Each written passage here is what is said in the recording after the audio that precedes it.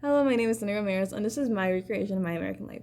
Growing up, I was a very socially anxious kid. I didn't know it. People could tell I had something going on, but nobody was right out there and being like, she needs help.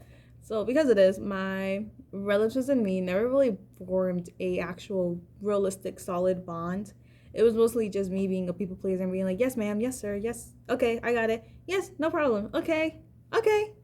And because of that, I rarely ever said no.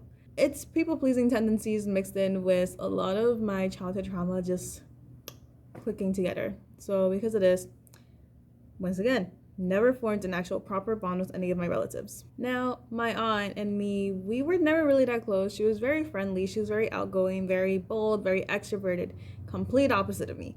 So, it was a little bit hard for me to really get not along with her, but really have a actual conversation that doesn't involve me just saying yes all the time and using timid words. So because of this, I always admired my aunt, but I just couldn't say it. And this is back from way when I was younger. So it was the summer of 2023, and we were all heading upstate. By we, I mean me and my three cousins. We're heading upstate because we're doing a Kinte practice and staying at my aunt's house because she's like the main relative there and has space for us. And our parents asked for us. Get into her car, head to the gas station. In the gas station, she puts her phone on like her car roof. I hear a little, so that's how I can tell that she put it there. And she puts gas in her car, heads into the store, gets something, and comes back out, and we all start heading back to her place. I was actually heading to her new home, so she's just recently moved here, and I'm like, wow, it is very small. Listen, love her and all. But she used to live in a house that had 2 floors, so first floor, living room, kitchen, basic, yeah. And second floor had 2 bedrooms and 1 bathroom down the hall. So for her to move from there to a flat that has 1 bedroom, 1 bathroom, a small kitchen and living room combined, it's just like, whoa. I respect the grind, because I know they're trying. We start unpacking. I'm like, wow, this place is kind of small, and like they're kind of just showing me the bathroom. I'm like, okay, that's nice. And then eventually, like, we're all unpacking. My aunt, she starts looking around. She's like looking through the couch, and she's like, hey, has anybody seen my phone? And I'm like, no, I haven't seen it. Like the last time I saw it was was when I heard that little thump sound. But like, there's no way she did that. Like, there's no way she left it there. Like, it's my aunt. She would never. So we all start looking around. I'm calling, and we're calling her phone for like a whole past 5 minutes or so, right? My aunt's telling her husband, and we're like, hey, we can't find the phone. Like, she's like, oh my god, my phone, like, I can't find it. It's probably in the car. She goes, checks the car. There's nothing in the car. Eventually, my uncle tries calling, and eventually somebody picks up, and we're like, hello? And it's a white Caucasian man on the other line. Mind you, we're all very much Hispanics. Nobody speaks perfect English in my family, at least the ones who weren't raised here, and the ones who were, they have a childish voice. So, white Caucasian man who sounds like he's in his 30s doesn't fit the image here. Because at that time, I was the most fluent speaking person in English and Spanish. Okay, not Spanish necessarily, but mostly English, so I could translate easily. And I'm like, hello, this is my aunt's phone. Why do you have it? Not literally, but I'm like, hello, like, why do you have this phone? And they're like, hey, we just found this on the middle of the road. And I'm like, the middle of the road? Which road? We're upstate. Like, and so my aunt, she's like, oh my god. And while I'm talking with this man, she's like, oh my god, I left the phone on the rooftop and drove off with it. When I tell you, I don't even know how to explain how I felt. I'm just like, wow. Now that's a first. That's very much a first. I'm telling the guy, like, oh, this is my aunt's phone. Like, can we come pick it up? He's like, can you give us a ride?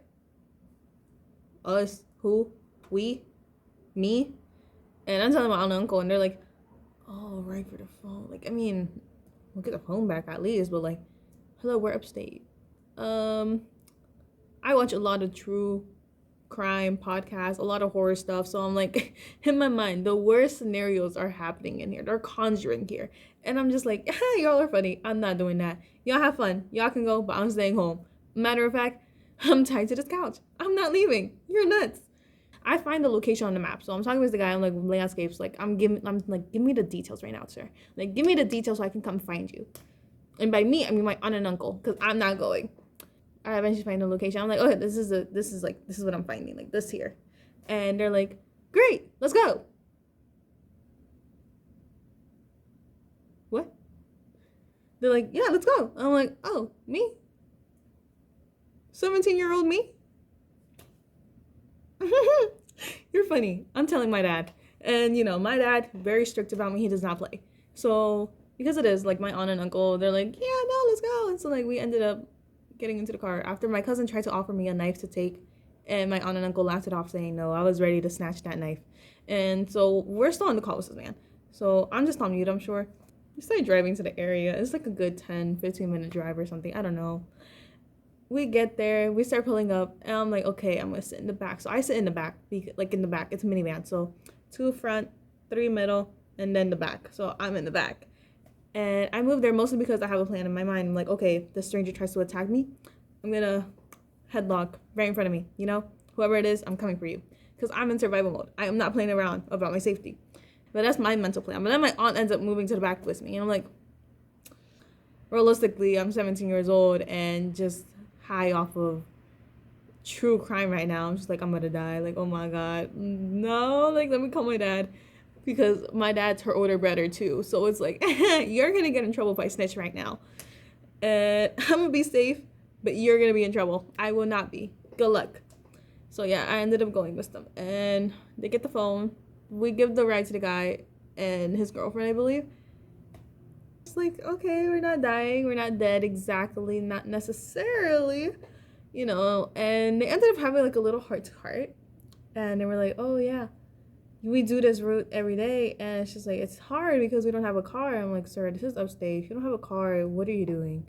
Like, you need a car to get around. Like, it's hard. Okay, there's like no crossroads signs where they were walking. So we get the phone back, we start heading back to the place. We luckily didn't die. And the first thing my aunt and uncle say after the guys get out and we start driving off in silence is like, please don't tell your father about this. And then you start breaking into a laugh. But yeah, that's kind of what happens.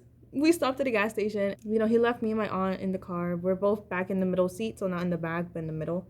And he was in the front driver's seat, obviously. My aunt, we had like a little heart to heart because she was like telling me about her son's issues. Like, I could tell that he struggles with certain things. Obviously, a lot of little boys are actually diagnosed with ADHD symptoms, but it's actually just them being very, very outgoing compared to girls, because girls are typically told to like control yourself, like boys will be boys, and so girls, they're a little bit more timid compared to guys.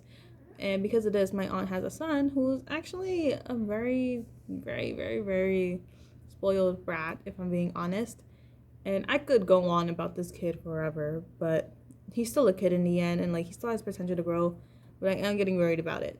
But as for my aunt, she was telling me how he has supposedly ADHD, which would explain a lot of things. I was also having certain ADHD symptoms. So in my mind, it's like, oh yeah, like, that's just life. You just find a way to deal with it. I don't know how to deal with it personally. I just know that I have symptoms. I know how to deal with those symptoms.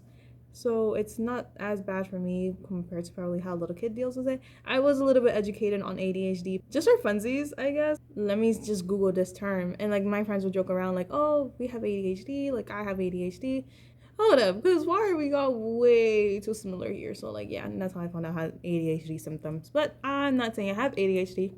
What I am saying is that my aunt was telling me that her son supposedly has ADHD, and we were having a little heart to heart because of it. And that was kind of the moment where I realized, like, hey, you're not terrifying as I thought you were. How bizarre. How bizarre. How bizarre. And yeah, that's the story of my aunt's phone. I haven't told my dad about this to this day because, if I tell, I could actually probably tell him. I think I could get away with it. Yeah. And yeah, that's my story. I'm Cindy Ramirez, and you have been listening to my little podcast. Thank you. Bye-bye.